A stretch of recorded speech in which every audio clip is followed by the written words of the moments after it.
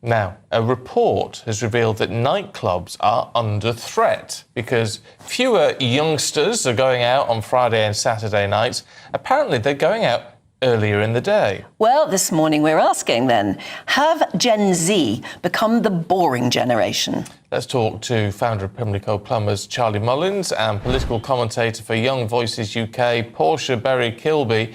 Good to see you both this morning. Portia, are you really dull? I wouldn't want to say. It's always dangerous saying that Gen Z are quite exciting because viewers might think, oh, I'm off on one. I don't think Gen Z are dull and boring. They're certainly socializing in different ways from millennials and from generations older than that. But I think it's harsh to say that because they're shunning sex, drugs and rock and roll, that they're just boring old frumps sat at home.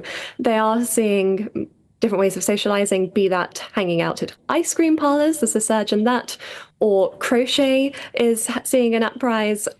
All of these more wholesome crafts and other forms of entertainment and activities are increasing in popularity. Just to be clear, apparently Gen Z is anyone born between 1995 and 2012. I don't know where that puts you, Charlie, but I mean, were you typical of your generation? Are you still?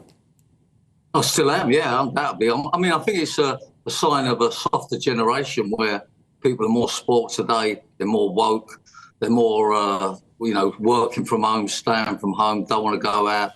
I mean, the old saying used to be work hard, play hard, and I think that's long gone now because many reasons, social media and also money. Undoubtedly, money comes into it. But on saying that, years ago, people would still go out, if they worked hard, you still go out and enjoy yourself. So I think it's a softening of the generation, the sport generation that basically don't want to get out of bed. I mean, I know it's not what that lady wants to hear, but that's the way I see it. And but hold on, Charlie. It's what if you take it back a few generations to people who were born, towards the start of the 20th century, where actually you didn't go out. The nightclubs and things didn't exist. There might have been a dance once a month or something that people went to, but people were a bit more wholesome. They did more activities. They were a bit more... I mean, the argument would be that you get to the 50s and 60s and actually things just went too wild. Well, yeah, I mean, look, as I say, different people, different things, but all the people I know that work hard, they play hard. And, I know many youngsters that don't go out now and they're so concerned about social media and they can be in contact with their friends more without having to go out. So it's definitely a decline in it because we wouldn't be having the conversation, and bars and nightclubs are dead at night now. You've also got the daytime drinking that doesn't help. And I honestly believe it that the fact that, so many more youngsters don't go to work these days affects the fact that they don't go out and enjoy themselves of an evening.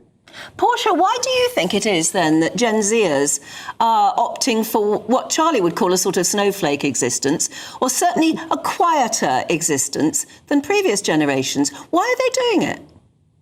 I think there's a couple of reasons. Certainly the cost is one, and the cost of an average pint now is £4.70. I'm pretty sure it wasn't quite so high in Charlie's day, and it wasn't even so high at the start of my time when I was allowed to legally drink. But in the past 8 years, it has skyrocketed.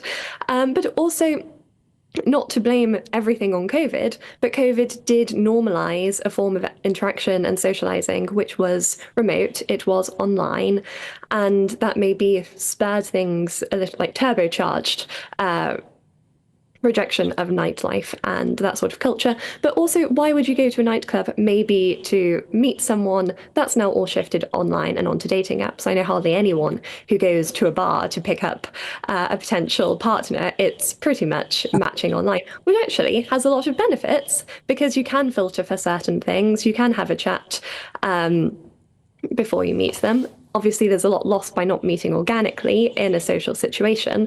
But if people aren't having one-night stands, is that necessarily such a bad idea? Maybe you could argue that younger people are being a little bit more responsible than their parents' generation. You're just too old school, Charlie.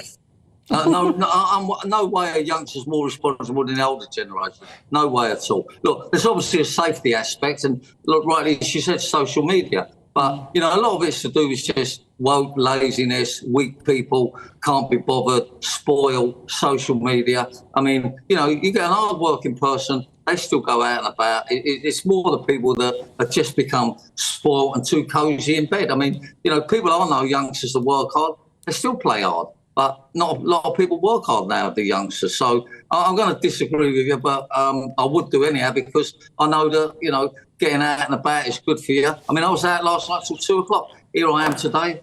I'm in Spain, okay, but here I am today, still up and about and got loads of life in me. So I just think it's the way youngsters have been sort of spoiled, really, I think, if I'm being honest, and they can lay all day. And their parents just give them what they want if they can.